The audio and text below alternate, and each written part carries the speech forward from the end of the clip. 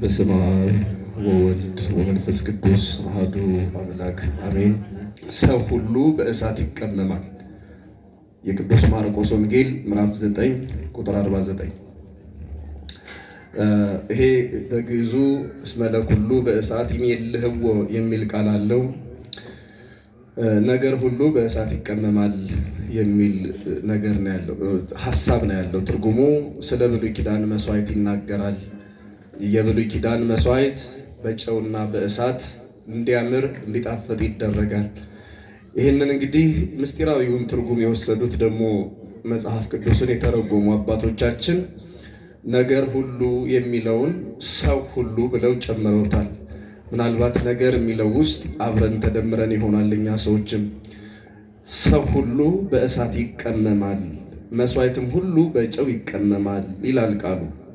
ዛሬ እግዚአብሔር መንፈስ ቅዱስ በእሳትና በነፋስ አምሳል ለደቀ መዛሙርቱ የወረደበት በደቀ መዛሙርቱ ላይም ያደረበት ጊዜ እንደመሆኑ መጠን እሱን ነው ዛሬ በመጠኑ የምንማረው።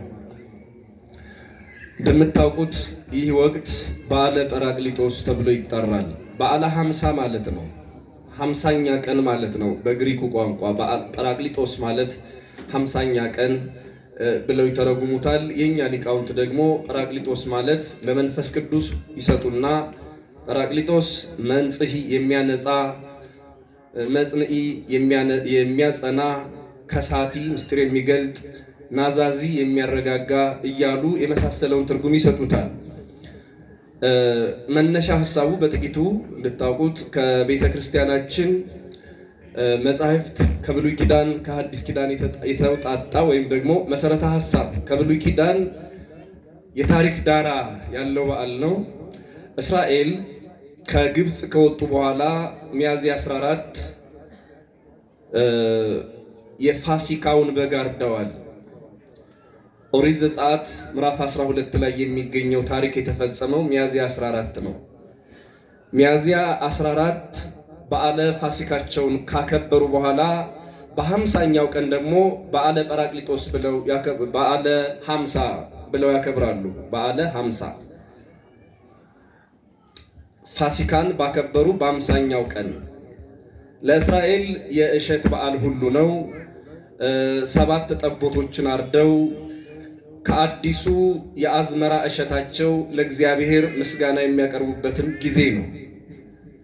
በሌላ መልኩ ለእስራኤል የልደት ቀን እየተባለ ይጠራል። ይሄ ቀን ለእስራኤል በኋላ ጊዜ ካለን ስለ ቤተ ክርስቲያናችንም የተነገረ ነው። እስራኤል ከግብፅ ከወጡ በኋላ በ50ኛው ቀን ሕግ ተሰርቶላቸዋል በደብረ ሲና ተራራ። ስለዚህ እስራኤል ሕግ የተሰራላቸውንም ቀን አምላካችን እግዚአብሔር ሙሴን በደብረ ሲና ተራራ አናግሮ 570 ሕጎችን ጽፎ አንዳንዱን በልቡ ሌላውን ደግሞ በመጽሐፍ ነግሮ እኛን የመራበት እኛን በስርዓትና በሕግ እንድንመራ ያደረገበት ቀዳሚትን ሕግ ወይም ደግሞ የመጀመሪያዋን ሕግ የሰራበት ቀን ነው ሲሉ በሌላ መልኩም እያከበሩት ኖረዋል። በዚህ ምክንያት ልደተ እስራኤል እየተባለ ይጠራል በሊቃውንቱ አነጋገር የዛሬው ዕለት። በዋናነት ግን እስራኤል የፋሲካን በዓል በእነሱ ማለት ነው። ፋሲካ የሚሉት ያው ታውቁታላችሁ ከግብፅ የወጡበትን ቀን ነው። ከግብፅ ከወጡ በ50ኛው ቀን የእሸት በዓል ያከብራሉ። አምላካቸው እግዚአብሔርን ያመሰግናሉ። ምድርን ባርከ ስለሰጠህን እናመሰግናለን ብለው ለሱ መስዋዕት ያቀርባሉ። የመጀመሪያውን ወደ እነሱ አፍ አይደለም የሚወስዱት፣ ለአምላካቸው ለእግዚአብሔር መስዋዕት አድርገው ነው የሚሰጡት። የመጀመሪያውን መስዋዕት ማለት ነው ከአዝመራው የደረሰላቸው። ልክ እኛ ዛሬ አሁን በሐዲስ ኪዳን ከ10 1 የእግዚአብሔር ነው ብለን ለእግዚአብሔር አስራታችሁን በኩራታችሁን ስጡ እንደምንለው አምላካቸው እግዚአብሔር ምድርን ባርኮ ስራቸውን ባርኮ ጤናቸውን ባርኮ ስለሰጣቸው ይህንን ነገር ያደርጉ ነበረ። የእሸት በዓል እየተባለ ይጠራል። ሌሎችም መጠሪያዎች ይኖሩታል።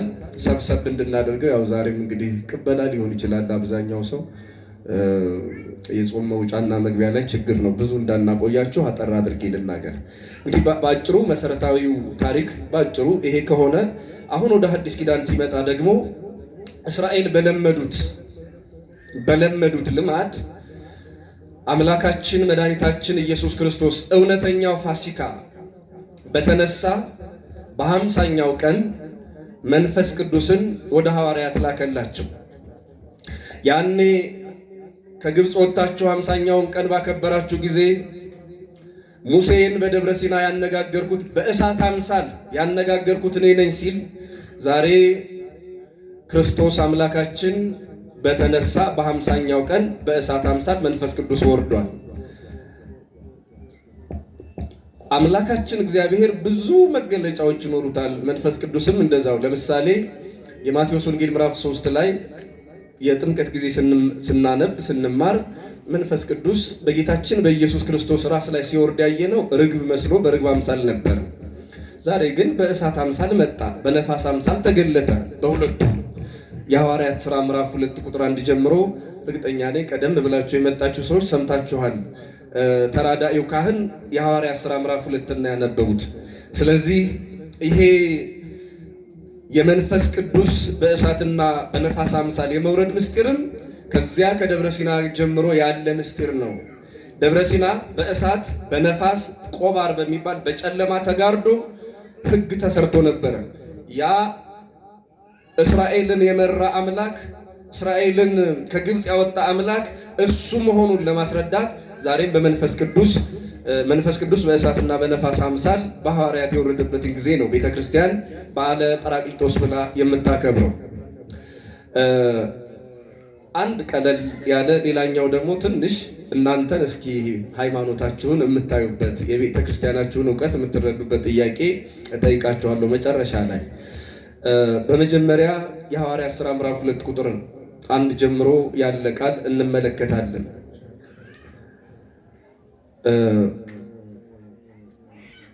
እንዲህ ብሎ ይጀምራል። በዓለ ኀምሳ የተባለውም ቀን በደረሰ ጊዜ ሁሉም በአንድ ልብ ሆነው አብረው ሳሉ። በጣም የሚገርም ነው አጀማመሩ በራሱ ክርስቲያኖች በደንብ ስንሰማው። በዓለ ኀምሳ የተባለውም ቀን በደረሰ ጊዜ ሁሉም በአንድ ልብ አብረው ሳሉ። ሁሉም በስንት ልብ? በአንድ ልብ አብረው ሳሉ ድንገት እንደሚነጥቅ አውሎ ነፋስ ከሰማይ ድምፅ መጣ፣ ተቀምጠው የነበሩበትንም ቤት ሁሉ ሞላው። ይህ እንግዲህ በነፋስ አምሳል መምጣቱን ይገልጣል። ቀጥሎ እንዲህ ይላል፣ እንደ እሳትም የተከፋፈሉ ልሳኖች ታዩአቸው፣ በእያንዳንዳቸውም ላይ ተቀመጡባቸው። በሁሉም መንፈስ ቅዱስ ሞላባቸው፣ መንፈስም ይናገሩ ዘንድ እንደሰጣቸው በሌላ ልሳኖች ይናገሩ ጀመረ። ከሰማይ በታች ካሉ ሕዝብ ሁሉ በጸሎት የተገኙ የተጉ አይሁድ በኢየሩሳሌም ይኖሩ ነበር። ይህም ድምፅ በሆነ ጊዜ ሕዝብ ሁሉ ተሰበሰቡ። እያንዳንዱም በገዛ ቋንቋው ሲናገሩ ይሰማ ስለነበር የሚሉትን አጡ። በጣም ተገርመው ማለት ነው ሰዎቹ።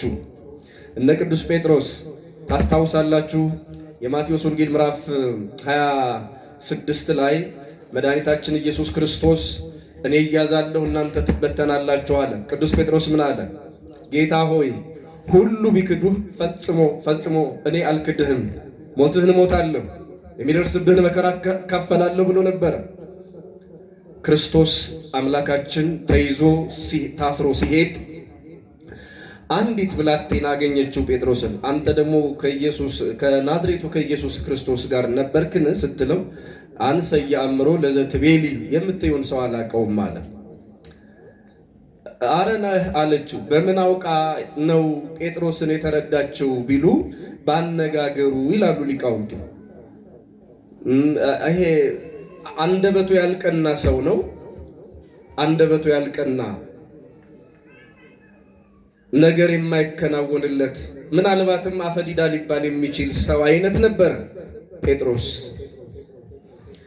አሁን የራሱን ቋንቋ አከናውኖ መናገር የማይችል ምናልባትም ከአነጋገሩ የተነሳ ሌሎች እስኪያውቁት ምልክት እስኪያደርጉት ድረስ መናገር ይሳነው የነበረ ጴጥሮስ፣ የራሱን ቋንቋ እንኳን አከናውኖ መናገር የማይችለው ጴጥሮስ 71 ቋንቋ ተገልጾለት ቀድሞ ከሚናገረው ጋር 72 ቋንቋ አውቆ በዓለም ሁሉ ቋንቋ ወንጌል ሲያስተምር የሚሰሙት ተገርመው የሚሉትን አጡ አለ። የምናውቃቸው ሰዎች አይደሉም ወይ? እንኳን የኛን የሌላውን ቋንቋ ይቅርና የተወለዱበትን ተወልደው ያደጉበትን ቋንቋ እንኳን የማይናገሩ አከናውነው መናገር የማይችሉ ሰዎች እንዴት ይህን ሁሉ ቋንቋ መናገር ጀመሩ ብለው በአይሁድ በዓል ላይ አይሁድ ለራሳቸው በዓል እያከበሩ እግዚአብሔር የራሱ በዓል አመጣ። አይሁድ ከሙሴ ጀምሮ ከብሉይ ኪዳን ዘመን ጀምሮ የነበረውን በዓል ለማክበር ተሰብስበው በነበሩበት ስፍራ ይሄ ነገር ተፈጸመ ሆነ እና የሚናገሩትን አጡ ማለት ተገረሙባቸው ማለት ነው በሐዋርያት። እንዲህ የሚያስገርም ነገር ያደረገ ደግሞ ከላይ ያለው ነገር ነው። መንፈስ ቅዱስ በእሳትና በነፋስ አምሳል መጣ። ሁለቱን ባጭር በጣም ሰፊ ትርጉም ነው ያለው። የሚገርማቸው ያው ቅድም እንዳልኳችሁ ይሄም ቅበላ ስለሚኖረው እርግጠኛ ነኝ ትጠሉናላችሁ ብናረዝም ትምህርት። ስለዚህ ሁለት ነገር ልናገር። መጀመሪያ በነፋስ አምሳል ለምን መጣ መንፈስ ቅዱስ? በነፋስ አምሳል የቤተ ክርስቲያን ሊቃውንት ካልጠፋ ምሳሌ መንፈስ ቅዱስ በነፋስ አምሳል የመጣበትን ነገር እጅግ በጣም አብራርተውታል፣ አመስጥረውታል። አንደኛ ምክንያት በነፋስ አምሳል የመምጣቱ ምስጢር፣ ነፋስ የውሃዎች ነፍስ ነው። ይህንን እኔ አይደለሁም ምለው፣ ኤጲፋኒዮስ የሚባል የቤተ ክርስቲያን ሊቅ አለ።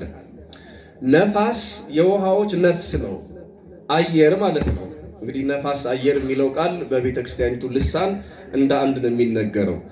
እናም ይሄንን ሲያብራራ ውሃዎች እንዳይበላሹ እንዳይሸቱ የሚያደርጋቸው ጤናቸውን ጠብቀው ዓለም ከተፈጠረ ጀምሮ እንዳይበላሹ የሚያደርጋቸው ነፋስ ነው። በነገራችን ላይ እኛ ያው እንደም ፍረሽ እያለን እንጠራዋለን እንጂ ፍረሽ የሚባል ውሃ የለም። ታውቃላችሁ? በቤተ ክርስቲያን ትምህርት ካሰላ ነው 7500 ዓመት አልፎታል ውሃው ከተፈጠረ። አዲስ ውሃ አይፈጠርም። የነበረ ያለ ውሃ ነው ራሱን እንግዲህ እንደምታውቁት እየተቀያየረ አንዴ ተኖ ምን እያለ የሚመጣው። አዲስ ውሃ የለም፣ ሊኖር አይችልም፣ አይኖርም።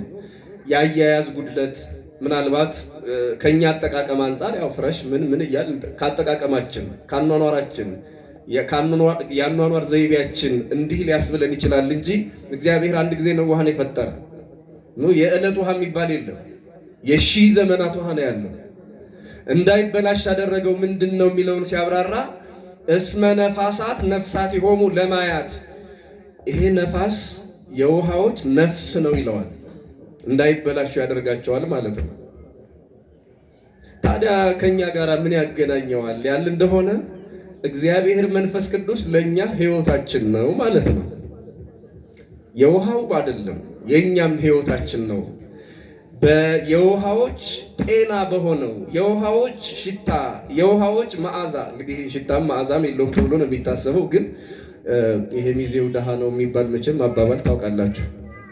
ውሃው ኃይል ይላል ሲባል ንጽህናውን ይናገራል። ውሃማ ይታወቃል። ቢያንስ ቀለም አልባነት በራሱ ሽታ አልባነት በራሱ ሌላ ምልክት ስለሆነ፣ ለማንኛውም የራሱን መዓዛ ጠብቆ የራሱን ንጽህና ጠብቆ እንዲኖር የሚያደርገው አለ ኤጲፋኒዮስ ነፋስ ነው።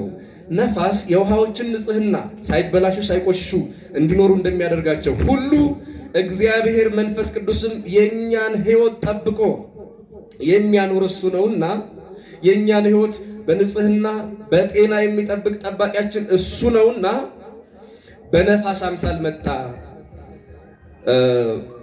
ዳዊት በመዝሙሩ ደጋግሞ በመዝሙር 50 ላይ ስለ መንፈስ ቅዱስ ይናገራል። ቅዱስ መንፈስህን ከኔ ላይ አትውሰድብኝ እያለ ዘምሯል። ይሄ ቅዱስ መንፈስ ልብን የሚፈጥር ነው። ይሄ ቅዱስ መንፈስ ሰውን ከኃጢአት የሚያርቅ የሚጠብቅ ነው። ሰው በኃጢአት ቢወድቅ እንኳን እንደገና እንዲነሳ የሚያደርግ ነው። ዮሐንስ በመልእክቱ ከአብ ዘንድ ጠበቃ አለን ብሎ የሚናገርለት የግዕዙ መጽሐፍ ቅዱስ ዘውቱ ጰራቅሊጦስ ብሎ ነው የሚናገረው። ጰራቅሊጦስ ጠባቂ ብሎ ይተረጉመዋል። ከአብ ዘንድ ጠበቃ አለን የሚለው። በሌላ መልኩ ምናልባት ያው ትምህርት ይሰፋል እንጂ ኢየሱስ ክርስቶስ ተብሎም ይተረጎማል። ጰራቅሊጦስ የሚለውን ቋንቋ ማለት ነው። ለማንኛውም የሚጠብቅ የሚያጸና የሚያነጻ እሱ ነውና እግዚአብሔር መንፈስ ቅዱስ በነፋስ አምሳል ለደቀ መዛሙርቱ ተሰጠ ማለት ነው። ሁለተኛ ነፋስ ለምን የመንፈስ ቅዱስ ምሳሌ ሆነ ያለ እንደሆነ ደግሞ ወደ ዮሐንስ አፈወርቅ ትርጉም እንሄዳለን። ተግሳጽ የሚባል መጽሐፍ አለው። እዚያ ላይ ዮሐንስ አፈወርቅ በተግሳጹ ማለት ነው እንዲህ ይላል። ስለ እጽዋት ሲናገር ኢትሬእዮሙኑ ለእጽዋት እጽዋትን አታያቸውም? ምን እስኪ እያቸው። ሶበይ ነፍህ ነፋስ ላዕሌሆሙ ነፋስ ወደ እነሱ አብዝቶ በነፈሰ ጊዜ ከማሁ ይፈደፍድ ጽንኦሙ እንደዚሁም ሁሉ ጥንካሬያቸው ይጨምራል አለ። ይህንን ደግሞ ሌላው ቅድም የነገርኳችሁ ኤጲፋኒዎስ የሚባለው ሊቅ ጥንካሬ ብቻ አይደለም ፍሬያማም ይሆናሉ ይላል። እስመሁ ከተነፋስ ይስህቦ ለቁመተ ስጋነ ወያገዝፎ ለፍሬያተ ምድርነ። የነፋስ ንውጽውጽታ የነፋስ መኖር እኛን ራሱ እንድናድግ ያደርገናል። አስገራሚ ነው። ለካ የአየር መኖር እኛንም እንድናድግ በስጋ እንድናድግ የሚያደርገን እሱ ነው። በሌላ መልኩ እጽዋትን ፍሬያማ እንዲሆኑ የሚያደርጋቸው እሱ ነው አለ።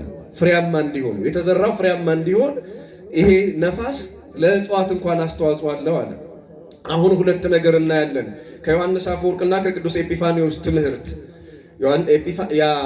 አፈወርቅ የተባለ ዮሐንስ ነፋስ እጽዋቱን ጠንካራ ያደርጋቸዋል አለ። ምናልባት አንዳንድ ጊዜ ነፋስ እጽዋትን ወዲያ ወዲህ ሲያወዛውዛቸው መሰረታቸው ጠንካራ ከሆነ ሊነቅላቸው አይደለም፣ ሁለት ነገር ሊሰጣቸው ነው። አንድ ጥንካሬ፣ ሁለተኛ ፍሬ።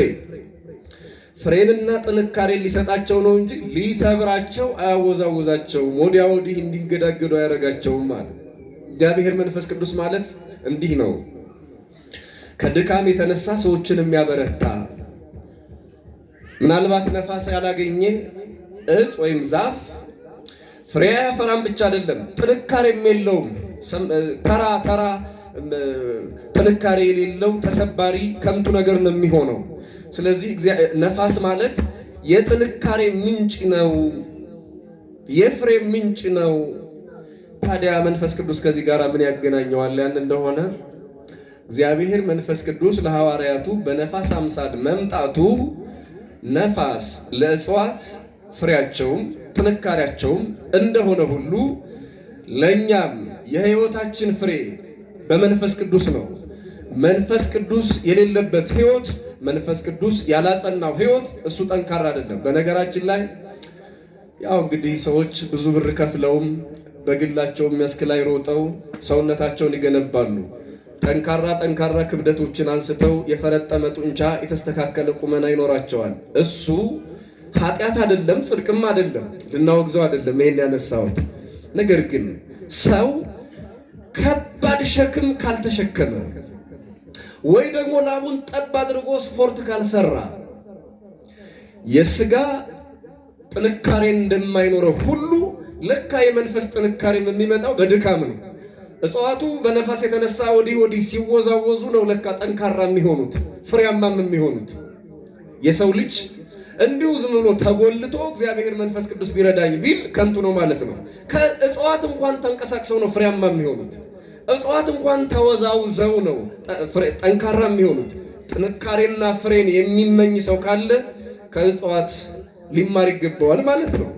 እነሱ እንኳን ተሰበሩ እስኪባል ድረስ እየጎበጡ እንደገና እየተቃኑ እየተወዛወዙ ጥንካሬንም ፍሬንም ያገኛሉ። ሰውም በእግዚአብሔር መንፈስ ቅዱስ እርዳታ ጡንቻውን አይደለም የሥጋ ጡንቻውን ያስተሳሰቡን ጡንቻ የህሊናውን ጡንቻ የሚያዳብረው በመንፈስ ቅዱስ ህልውና ነው። የኛ መንፈስ የኛ ነፋስ ማለት ነው። መንፈስ ቅዱስ እግዚአብሔር መንፈስ ቅዱስ ነው ጥንካሬን የሚሰጥ በህይወት ውስጥ የሚመጣውን የትኛውንም ፈተና ተቋቁመን ችለን እንድንሻገርና እንድናልፍ የሚያደርገን የእግዚአብሔር መንፈስ ቅዱስ በእኛ ውስጥ መኖር ነው። እግዚአብሔር መንፈስ ቅዱስ በውስጡ ጥንካሬን ያልሰጠው ኃይልን ያልሰጠው ሰው ቄጤማ ነው። ቄጤማስ ቢያንስ ባለበት እንዲሁ ጽኑ ሊሆን ይችላል፣ ጊዜ ካላደረገው ፀሐይ ካላጠወለገው። እኛን እንዲሁ ዝም ብሎ የጠዋት ፀሐይ የሚያጠወልገን ተራ ዕፀ ከንቱ ነው የምንሆነው። ምን የሆነ እንደሆነ እግዚአብሔር መንፈስ ቅዱስ ከኛ ጋር ያልሆነ እንደሆነ። ስለዚህ እግዚአብሔር መንፈስ ቅዱስ በነፋስ አምሳል የመምጣቱ ሁለተኛው ምስጢር ይሄ ነው። ነፋስ ለእጽዋት ጥንካሬና ፍሬ ነው የሚሰጣቸው። እግዚአብሔር መንፈስ ቅዱስም ለእናንተ ጥንካሬያችሁና ፍሬያማ በሕይወታችሁ የክርስትናን ፍሬ ማፍራት የምትችሉት በሕይወታችሁ ጥንካሬን የምታገኙት ከኔ የተነሳ ነው ለማለት በነፋስ አምሳል መጣ ተሰጠ ለሐዋርያቱ። ስለዚህ በጣም ከባድ ብረት እየገፉ የተስተካከለ ቁመና የጠነከረ ጡንቻ ያላቸው ሰዎች ልምሾ የሆነ አስተሳሰብ እንዳይኖራቸው የህሊና ጥንካሬ የሚያመጣው የልብ ጥንካሬ የሚሰጠው እግዚአብሔር መንፈስ ቅዱስ ደግሞ በህይወታችን አንዳንድ ፈተናዎችን ያመጣል። ለመጣል አይደለም፣ ለማጽናት፣ ወድቀን እንድንቀር አይደለም፣ መነሳትን እንድንለማመድ ማለት ነው። ለዚህ እጽዋት ለእኛ ተምሳሌቶቻችን ሆነዋል፣ አርአያዎች ሆነዋል። መቼም እግዚአብሔር ድንቅ ነው። ስለ ነፋስ ስለ እጽዋት የምናወራው ያለ ዝም ብለን እንደው ለመፈላሰፍ አይደለም። ቅዱስ ጳውሎስ ሮሜ ምዕራፍ 1 ቁጥር 20 ላይ ዓለም ከተፈጠረ ጀምሮ ታይቶ የማያውቅ እግዚአብሔር በስነ ፍጥረቱ ይታወቃል ይላል።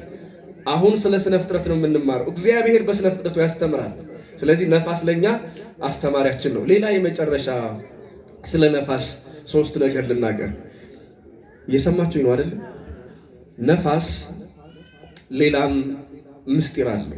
ነፋስ ይሄን ሰማይ ተሸክሞ የሚኖረው ነፋስ ነው።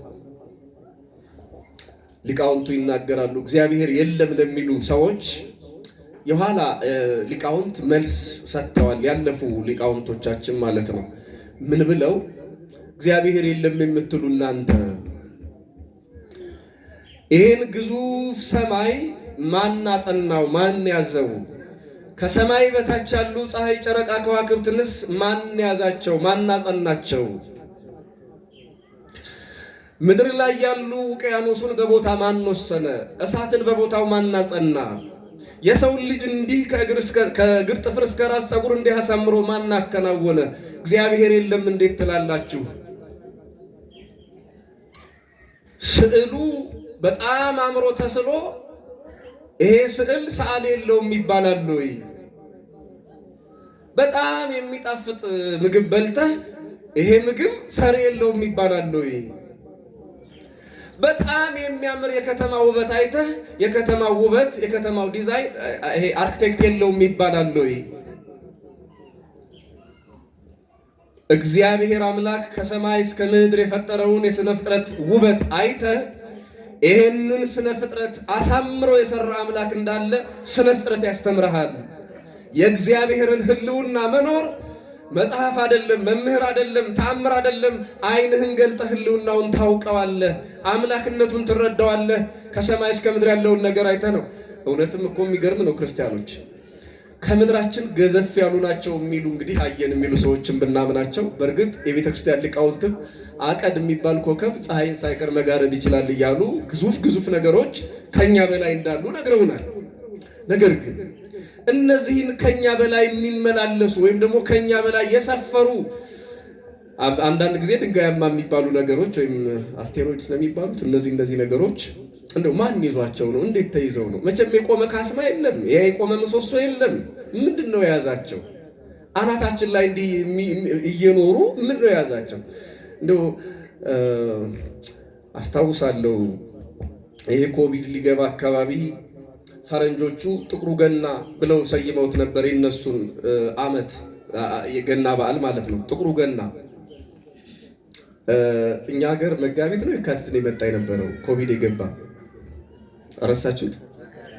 መጋቢት ነው አለ እና የነሱ ቀደም ብሎ ያለውን ታኅሳስ 25 ፈረንጆቹ ጥቁሩ ገና አሉት።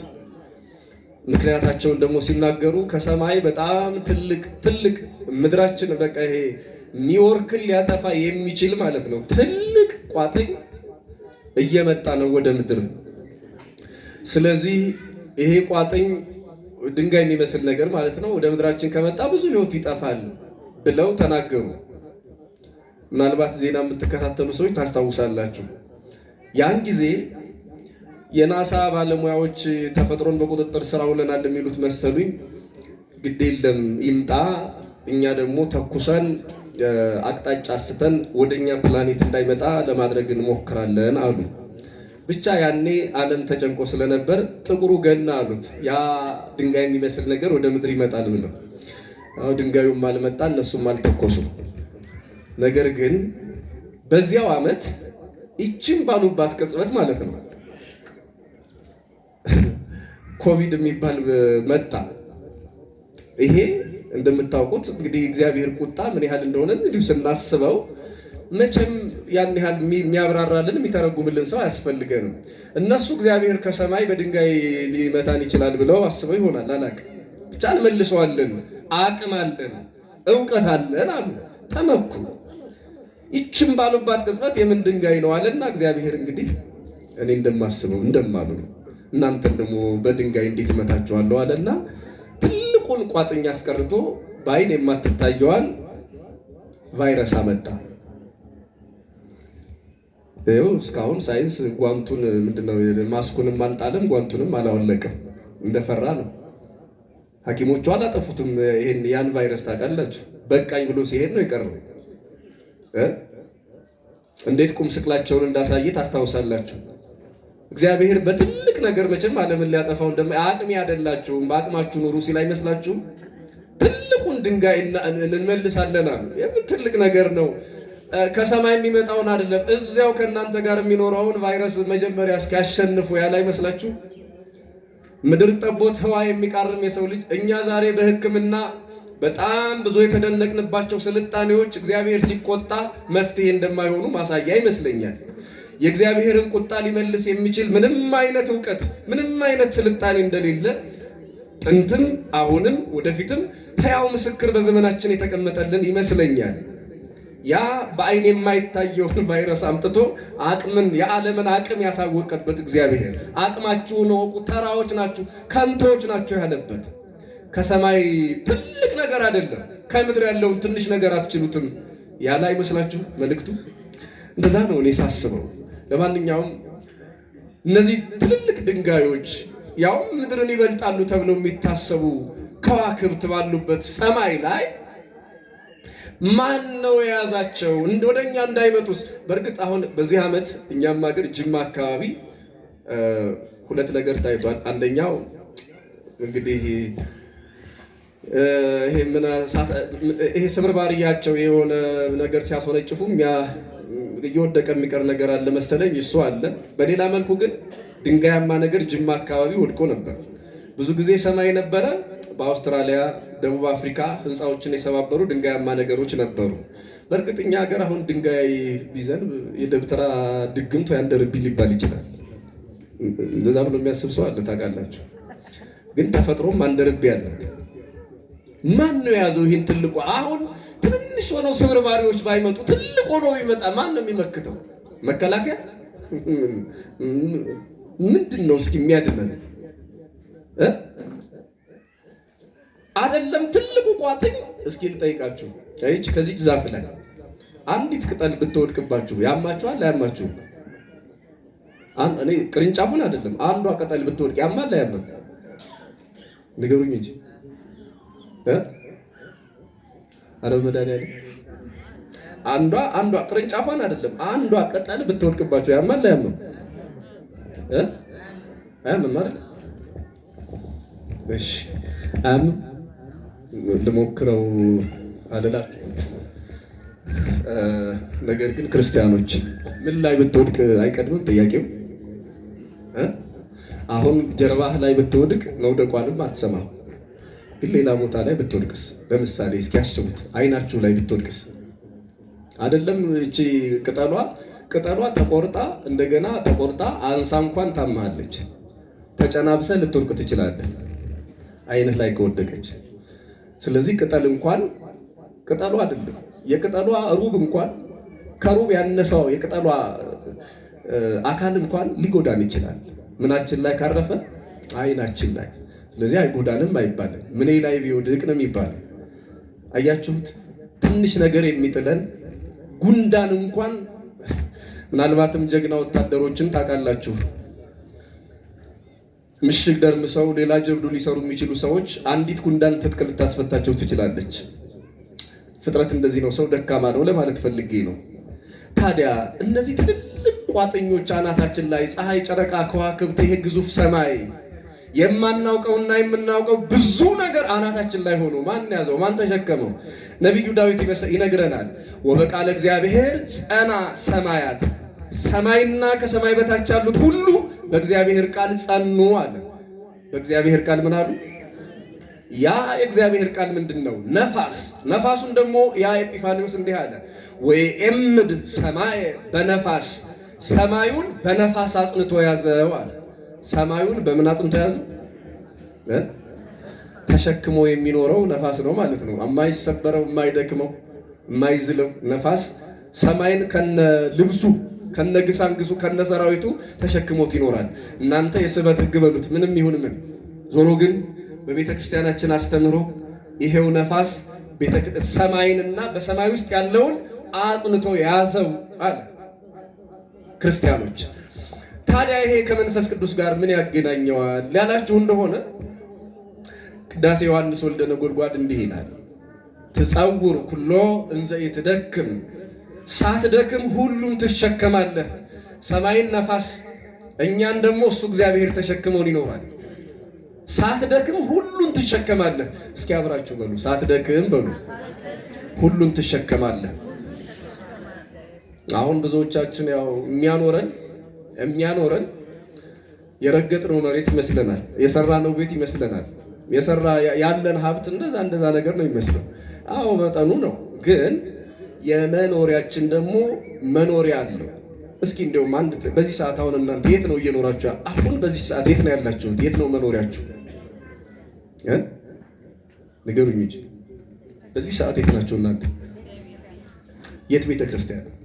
ንቡይ ሚካኤል ቤተ ክርስቲያን የት ነው እየኖረ ያለው አሁን በዚህ ሰዓት? አዲስ አበባ። አዲስ አበባ ራሷ የት ነው እየኖረች ያለችው? ኢትዮጵያ ራሷ የት ነው መኖሪያዋ? አፍሪካ፣ ምስራቅ አፍሪካ፣ ዓለም ራሷ የት ነው እየኖረች ያለችው? ምን አላችሁ? እግዚአብሔር አምላክ ለሙሴ እንዲህ አለው፣ መኖሪያህ የዘላለም አምላክ ነው። እስኪ በሉት፣ መኖሪያህ በሉ፣ የዘላለም አምላክ ነው። መኖሪያህ ማን ነው አለ? መኖሪያህ የዘላለም አምላክ ነው። ይህንን ያለው አምላካችን እግዚአብሔር ነው። መኖሪያችን እሱ ነው። ይሄ መሬቱ እኛን ተሸክሞ ሊያኖረን ይችላል፣ እውነት ነው። ግን እግዚአብሔር የያዘው ዓለም ነው እኛን የሚያኖረን። እና የት ነን ስትባሉ ያው መቼስ የእግዚአብሔርን እጅ ተሸክሞን ስለማናየው እዚህ ይዛ እንላለን፣ ግን አይደለም። መኖሪያችን እሱ፣ ማደሪያችን እሱ፣ መመላለሻችን እሱ። የተሸከመን መሬት አይደለም ክርስቲያኖች፣ የእግዚአብሔር ቸርነት ነው። እና ትጸውር ኩሎ እንዘ ኢትደክም፣ ሳትደክም ሁሉን ትሸከማለህ። ሳትደክም ወላጆች ልጆቻችሁ ተምረው ለአቅመ ሔዋን ለአቅመ አዳም ደርሰው ተምረው ከጨረሱ በኋላ ከእናንተ ጋራ እዛው እንደተጣበቁ ቢኖሩ ደስ ይላችኋል? ራሳቸውን እንዲችሉ አትፈልጉ? ወጣ በይ እንጂ፣ ወጣ በል እንጂ፣ ዞር በል እንጂ ማለታችን አይቀርም። ምን ሀብታም ብትሆኑ ከእናንተ ጋራ ተለጥፎ እንዲኖር የምትፈልጉ አይመስለኝም። ራሳቸውን ችለው ደግሞ የራሳቸውን ሕይወት እንዲመሩ ትፈልጋላችሁ። አምላካችን እግዚአብሔርስ ነው ለአቅመ አዳም ለአቅመ ሔዋን ደርሰሃል፣ ጎጆ ውጣ ጎጆ ውጭ የማይል ከልደት እስከ ሞት በሞትም በሕይወትም ሞተን እንኳን የምናርፈው እሱ ቤት ነው። ሞተን እንኳን የምንኖረው በእሱ እጅ ነው። ክርስቲያኖች ከወላጆች ልጆች እንዳልኩት ለአቅመ አዳም ለአቅመ ሔዋን ሲደርሱ ጎጆ ወጥተው ይሄዳሉ። የራሳቸውን ኑሮ መኖር ይጀምራሉ። ሰው ከእግዚአብሔር ተለይቶ ግን የራሱን ኑሮ መኖር ይችላል? ሰው ራሱን ችሏል የሚባል ምን ሲሆን ነው? እንዲሁ በማርያም ንገሩኝ። ሰው ራሱን ችሏል የሚባለው ምን ሲሆን ነው? የመጀመሪያ ጤና ሲኖረው፣ ከዛ ሀብት ሲኖረው ነው። እሱ እኮ በቃ ራሱን ችሏል የሚባለው። ክርስቲያኖች ጤና መልካም ነው። አዎ ሀብትም ጥሩ ነው፣ ጥሩ መልካም ነው በአግባብ ከተያዘ። ነገር ግን ሰው ራሱን በሀብትና በጤና ብቻ ራሱን ችሏል ይባላል? እውነት እዚህ ምድር ላይ ሰው ራሱን ችሎ ይኖራል?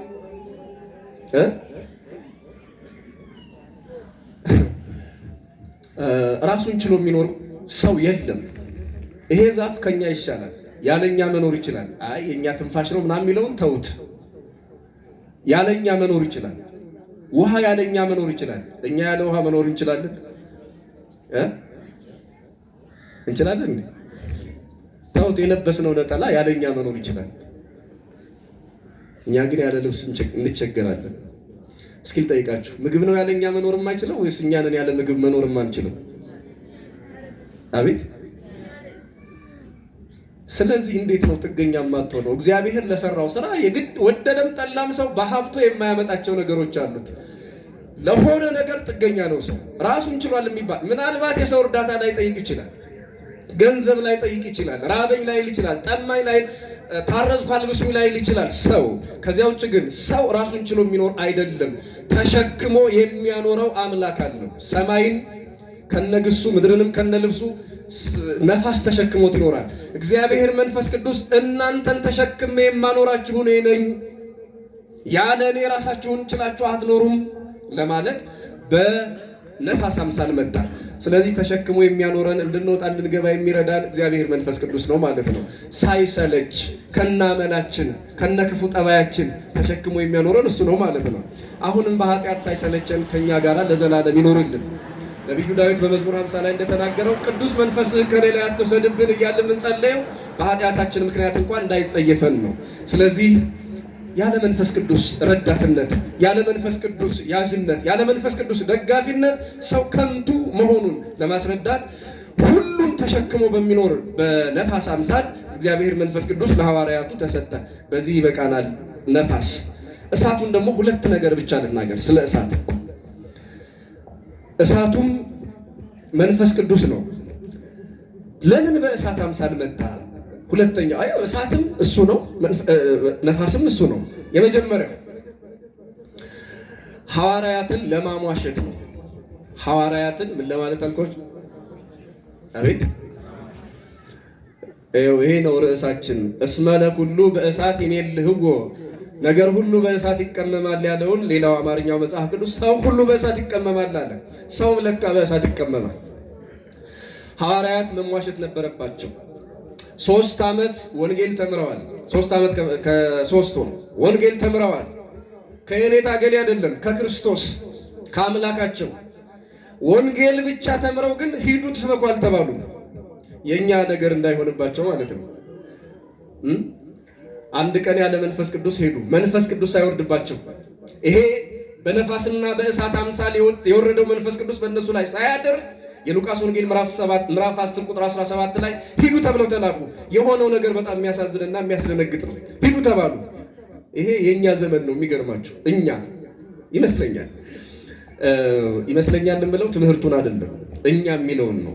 ምናልባትም በሁላችን መንፈስ ቅዱስ አለ ወይ የሚለው ነገር ስለሚያሳስብ ሉቃስ 10:17 ላይ 70 ተማሪዎች ሂዱና እስኪ ልምምድ አድርጋችሁ ተብለው ወንጌል እንዲያስተምሩ ክርስቶስ ላካቸው። ገና መንፈስ ቅዱስ በእነሱ ላይ አላደረም። በእሳትና በነፋስ አምሳል የመጣው መንፈስ ቅዱስ በእነሱ አላደረም። መጡ። ምን አሉት መሰላችሁ? ጌታ ሆይ ደስ ይበልህ አሉት።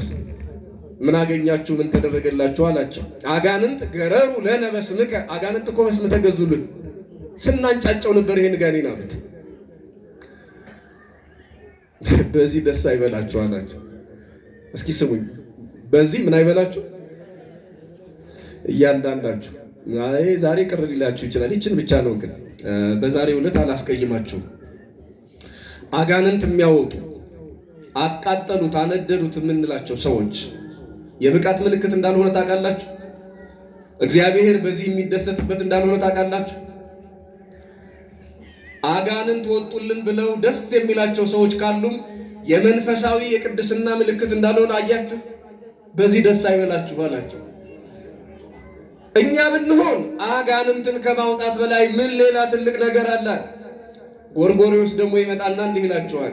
እስመ ገቢረ ተአምራት ወመንክራት ይክል አድኅኖም ኩነኔ ገሃነም። ተአምራትን ማድረግ አጋንንትን ማውጣት ከገሃነም ቅጣት አያድንም አለ። ቢያድንማ የማቴዎስ ወንጌል ምዕራፍ 7 ቁጥር 21 ላይ አጋንንትን በስምህ አውጥተን በስምህ ትንቢት ተናግረናል እኮ ክርስቶስ ሆይ ይሉታል። ሲመጣ ክርስቶስ ይህን ዓለም ለማሳለፍ እውነት እውነት እላችኋለሁ አላውቃችሁም ይላቸዋል። አጋንንትን እያወጡ በስሙ አጋንንትን እያወጡ ለካ ጌታ የማያውቃቸው ባለጌቶች አሉ። በእኛ ቤትም እዛ ቤትም። ምን ለማለት ፈልገ ነው ያላችሁ እንደሆነ ይገባችኋል በጥቂቱ። አጋንንትን ማስወጣት ብቻውን ሌላ ዘርፍ ሆኖ ስናይ የቤተ ክርስቲያን ስርዓት እንዳልሆነ ልነግራችሁ ፈልጌ ነው። የለም እንደዛ የሚባል ነገር።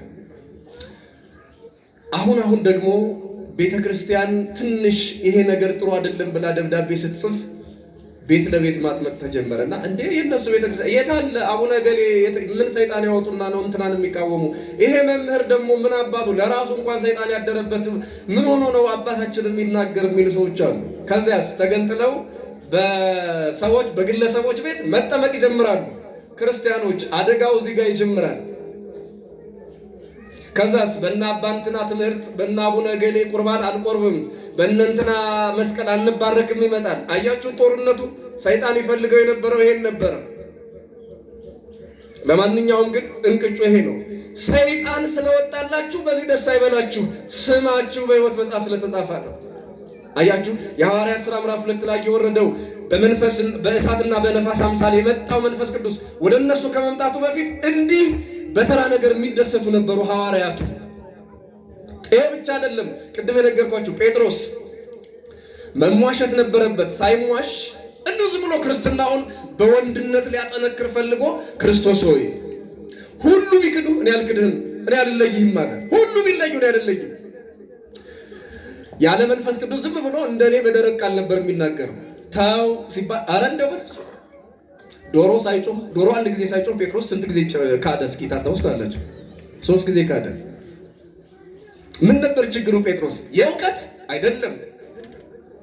ምንድነው የጴጥሮስ ችግር? በመንፈስ ቅዱስ አለመሟሸት ነው። ጴጥሮስን እኮ እኔ ክርስቶስ ማን እንደሆነ አላውቅም እንዲል ያደረገችው የወታደር ልጅ ናት። አባቷ ተክቶ ጥበቃ ሄደላት ሴት፣ እሷ ምንድነው እንድትጠብቅ ያደረጋት ሴት የወታደር ልጅ። በቃል ብቻ ነው፣ ምንም ድንጋይ አልወረወረችበት፣ ጋሻ ምንድነው ጦር አልመዘዘችበት። አንተ ደግሞ ከዛ ከናዝሬቱ ከኢየሱስ ክርስቶስ ጋር ነበር ስትለው ኧረ እኔ አላውቀውም። አያችሁ ክርስቲያኖች፣ ጴጥሮስን እንዲክድ ያደረገው የእውቀት ችግር አይደለም። እውቀት ብቻውን ከክህደት አያድንም ማለት ነው። አያችሁት? ዝም ብሎ አዋቂነት፣ የኛ ማንበብ፣ የኛ አዋቂ መሆን ከክህደት ሰውን አይጠብቀውም። ጴጥሮስ የቸገረው የተማረውን በሕይወት እንዳይኖረው ያደረገው ሌላ ነገር አለ። መንፈስ ቅዱስ በሱ አላደረም ገና። ይሄ እሳት ገና አላሟሸውም። ያልተሟሸ ድስት ምጣድ፣ ያልተሟሸ ምጣድ እንጀራ ቢጋግሩበት እንዴት ነው? ጥሩ ነው ወይስ አይደለም? ይጋግራል አይጋግርም? መጀመሪያ ምን አላችሁ? ምን ይሆናል? እንጀራው ምን አይልም? ከምጣዱ አይወጣም። የሚገርም እኮ ነው መቼም። ስለዚህ መጀመሪያ እሱ አብስሎ እንዲጋገር እንጀራ እሱ ራሱ መብሰል አለበት መጀመሪያ አይደለም? ስለዚህ ጴጥሮስ ማለት ያልተሟሸ ምጣድ ነበር። የሕይወትን እንጀራ መጋገር አይችልም። እሳቱን አይችለውም፣ መከራውን አይችለውም፣ መገፋቱን አይችለውም፣ ስቃዩን አይችለውም። ስለዚህ አንዲት ምንም በእጇ መሳሪያ ያልያዘች ሴት እኔ ክርስቶስን አላውቀውም እንዲል አደረገችው። እንደዚህ ሆኖ ደግሞ ወንጌል አይሰበክም። ልክ እንደኛ ዘመን ነው የሚሆነው። እንደዚህ በፍርሃት ወንጌል አይሰበክም፣ በተአምር እውነት አይሰበክም። ያው እኛ እንደምታውቁን ነው፣ ያው አመቻምቸን ያም እንዳያኮርፍ ይሄም እንዳያኮርፍ የጋራ ነገር ነው የምንናገረው። እዚያም ያለ ቤት እንዳይቀየመን፣ እዚህም ያለ ቤት እንዳይሰጋብን። አያችሁት? መልአክንም ማለቴ መልአከ ብርሃንንም መልአከ ጽልመትንም ሳንነካ ማለት ነው። ጾታ የሌለው ትምህርት ነው የምናስተምረው። የፈለገው መጥፎ ነገር ይምጣ እኖር ብዬ ነው የሚባለው። ለዚህ ማን ዋጋ ከፍሎ እውነትን መናገር ይደፍራል? ለዚህ ሳይሆን ይቀራል። አንዳንዶቹ በሞት ያልተወሰዱት ዮሐንስ ወልደ ነጎድጓድ፣ ከደፋር ነቢያት ደግሞ ኤልያስ በሕይወት አለ። ታውቃላችሁ? ሐሳዌ መሲህ ሐሰተኛው ክርስቶስ ሲመጣ ማንም ሰው ቤቴ ሲል ልጆቼ ሲል አገልጋዩ በሙሉ ፈሪ ሲሆን ተብታባ ሲሆን ያይስ ኤልያስ ግን ይመጣና ታውቁታላችሁ አይደለ? አክዓብ ኤልዛቤልን እንዴት እንደተናገረ፣ እንዴት እንደመሰከረ፣ እንዴት ሲታገል እንደነበረ ለእውነት መናገርና ለእውነት መኖርን ያውቅበታል። ስለዚህ ለክፉ ዘመን ብሎ ራሱ እግዚአብሔር አስቀመጠው። በሕይወት አሁን ያለን ሰዎች አሁን ቢመጣ ሐሳዌ መሲህ እርግጠኛ እንኳን ሐሳዌ መሲህ ይቅርና አንድ እንትን እንኳን የሚያስፈራ። ስለዚህ እውነትን መናገር አንችልም። ቅዱስ ጴጥሮስ ያ ከሰማይ የወረደው እሳትና ነፋስ ሳያሟሸው የሰፈር ብላቴና የምትሰብረው ያልተሟሸ ምጣድ ነበረ። አሁን ግን ተሟሽቶ ነው ወንጌልን መስበክ ያለበት። ስለዚህ ከሰማይ እሳት መጣ፣ በሁሉም ላይ ያደረባቸው ነው፣ ሞላባቸው ነው የሚለው። አሁን ቅዱስ ጴጥሮስ እና ሌሎችም ደቀ መዛሙርት ከሰማይ የወረደው እሳት ሲያድርባቸው፣ በእነሱ ሲያድር ሁሉም እሳቱ ያጠናቸዋል፣ ያጠነክራቸዋል።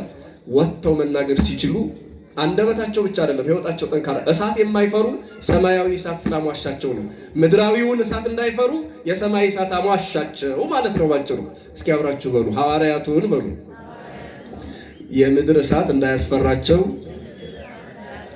የሰማይ እሳት አሟሻቸው። የሰማዩ እሳት መንፈስ ቅዱስ ነው። ስለዚህ ሰው ሁሉ በእሳት ይቀመማል አለ። ሐዋርያቱ በእሳት ተቀምመው ነው ቤተ ክርስቲያን ለዚህ ዘመን ላይ ያደረሱት። ታምራትና ትምህርት መንፈስ ቅዱስ የቀመማቸው ያሟሻቸው ሐዋርያት የሰበኳትን ቤተ ክርስቲያን ያቆዩአትን ቤተ ክርስቲያን አሁን በእኛ ዘመን ብዙ መከራ የሚደርስባትና ሲደርስባትም ዝም የምንለው አይደለም እሳቱ ጭሱ ስላልነካን ይመስለኛል። እሳቱ አይደለም ጭሱ። አሁን ከእውነት ጋር መኖር ለጣዖትም ለእግዚአብሔርም እንኳን አደረሳችሁ የምንባባልበት ዓለም ምናልባት ለጋርዮሽ ኑሮ ለማህበራዊ ሕይወት ጥሩ ሊባል ይችላል። እንደ እግዚአብሔር ቃል ከመዘነው ግን አምላክ አንድ እግዚአብሔር ነው። ጣዖትን ለሚያከብሩ ሰዎች እንኳን አደረሳችሁ ማለት ለጣዖቱ ዕውቅና መስጠት እንደሆነ ታውቃላችሁ። ምንም ይሁን ሌላ ስም የለውም። አብሮ መኖር ሌላ ነው። ለማንኛውም ይሄ ሁሉ የሚሆነው ስላልተሟሸን ነው። መሟሸት ማለት አክራሪነት ማለት አይደለም። መሟሸት ማለት ካገኙት ጋር መጣላት መጋጨት አይደለም። መሟሸት ማለት እንዲሁ ዝም ብሎ መንግስትንና የሆኑ ሰዎችን መንቀፍ መሳደብ ማለት ብቻ ሊሆን አይደለም። የትም ችግር ካለ የትም ከራስም ከቤቱ እስከ ውጪ መናገር ማለት ነው። ሕይወትን ለእግዚአብሔር አሳልፎ መስጠት ማለት ነው። ዋጋ መክፈል ማለት ነው።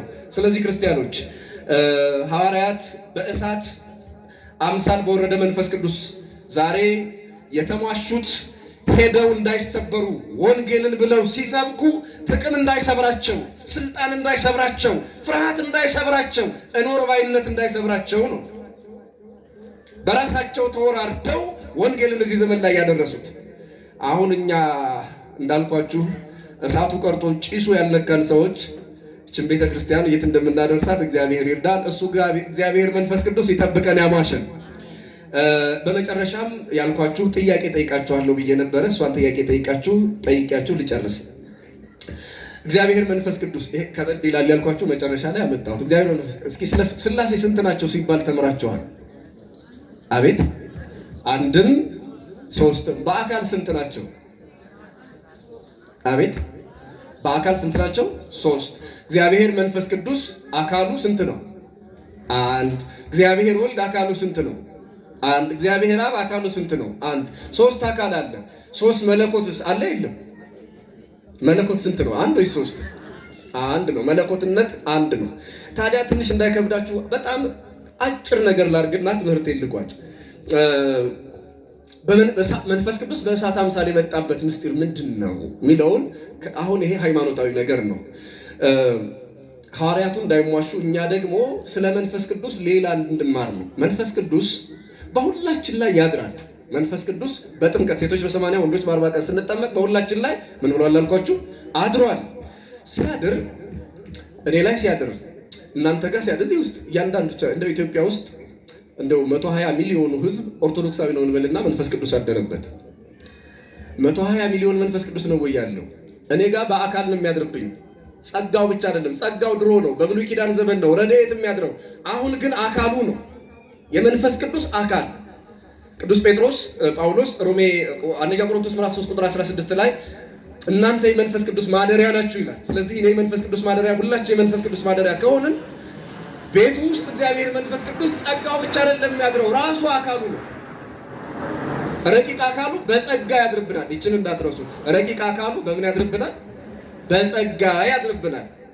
ታዲያ በጸጋ ማለት የባህሪ ህድረት እኛ ጋር ሊያድር አይችልም። የባህሪ አሁን ይሄ እንዳይከብዳችሁ እሺ፣ ቆይ ልመለስ። የጸጋ ማደርና የባህሪ ማደር የሚባሉ አሉ። የባህሪ የሚባለው እኛን ሆኖ ከስጋችን ስጋ ከነፍሳችን ነፍስ አንድ ሆኖ ላይለያይ መዋሃድ ማለት ነው። መንፈስ ቅዱስ ግን ኃጢአት ሲሰራ ይለያል አይለይም? ከሰው ይለያል። ስለዚህ ይሄ የጸጋ ማደር ይባላል። እግዚአብሔር መንፈስ ቅዱስ በአካል በጸጋ ያድርብናል። አካሉ በጸጋ ያድርብናል። አካሉ በምን ያድርብናል? በጸጋ። ይችን ያዙልኝ። አካሉ በምን ያድራል? በጸጋ ያድርብናል። እግዚአብሔር መንፈስ ቅዱስ አካል በጸጋ ያድርብናል። በጥምቀት ዕለት ዕለት በምናደርገው ቡራኬ መንፈሳዊነት፣ መንፈሳዊ ልምምድ እግዚአብሔር መንፈስ ቅዱስ በአካል ያድርብናል በጸጋ። ታዲያ እንደዚህ ከሆነ አካሉ በጸጋ የሚያድርብን ከሆነ ቅድም እንዳልኳችሁ ኢትዮጵያ 120 ሚሊዮን ነው። 120 ሚሊዮን መንፈስ ቅዱስ አለ የለም? ስንት ነው መንፈስ ቅዱስ ብለናል? አንድ ከሆነ ታዲያ እኔ ጋር ሲያድር በአካል እናንተ ጋር ሲያድር በአካል በዛ አይደለም ወይ? ገብቷችኋል? ጥያቄው ከበዛ መልሱ ቀላል። አሁን ወደ እሳቱ ላምጣችሁ። እሳት በእሳት አምሳል የመጣው እንደዚህ አይነት ውዝግብ እንዳይኖረን ነው ማለት ነው። ቄርሎስ የእስክንድርያ ሊቀ ጳጳስ የእቲ ትሁብ ወይ ተቀብል መንፈስ ቅዱስ ይሰጣል ግን አይጎልም አለ። መንፈስ ቅዱስ ይሰጣል ግን ምን አይልም? ለሰው ይሰጣል አይጎልም አለ። እስኪ በምሳሌ እንየው። አሁን ክቡር ሊቀ ጉባኤ አንድ ጧፍ አበሩ ለራሳቸው። እዚህ ውስጥ ያላችሁ ሁላችሁም ክርስቲያን ከዛ ጀምረው ያሉት እንደው ምናልባት 500 ሰው ወይ 1000 ሰው ቢኖር 1000 ሰው ሁሉ መጥቶ ከሳቸው ጧፉን ለኮሰ። የራሱ የሊቀ ጉባኤ መጀመሪያ የለኮሱት ጧፍ ያበሩት ጧፍ መጠኑ ይቀንሳል አይቀንስም? ብርሃኑ አቤት አይቀንስም። እሺ ስንት ጧፍ አለ እዚህ ግቢ ማለት ይቻላል? የሰማችሁኝ ከነበረ ስንት ጧፍ አለ? አቤት ንገሩኛ። ከሳቸው ጋር 1001 አይደለ? 1001 ጧፍ አለ። ስንት እሳት በራ ይባላል? አቤት 1000 ጧፍ ስንት እሳት? እስኪ ንገሩኝ ራሳችሁ። ምን ስንት ጧፍ ስንት እሳት? 1000 ጧፍ አለ። ስንት እሳት አለ? መቼም ጧፉን እንደቆጠርከው ይሄ 1 እሳት 2 እሳት እየተባለ አይቆጠርም አይደለ? እግዚአብሔር መንፈስ ቅዱስ ቢሊዮን ኦርቶዶክሳውያን ቢኖሩ በምድር ላይ አካሉ በጸጋ ያድርባቸዋል። ልክ እንደ እሳት ነው። አስገራሚ ነው። የመንፈስ ቅዱስ አካሉ ድንቅ ነው። አንድ አካል ነው ያለው፣ ግን ደግሞ በሁላችንም ላይ ያድራል። ልክ እንደ ሻማው እንደ ጧፉ ማለት ነው።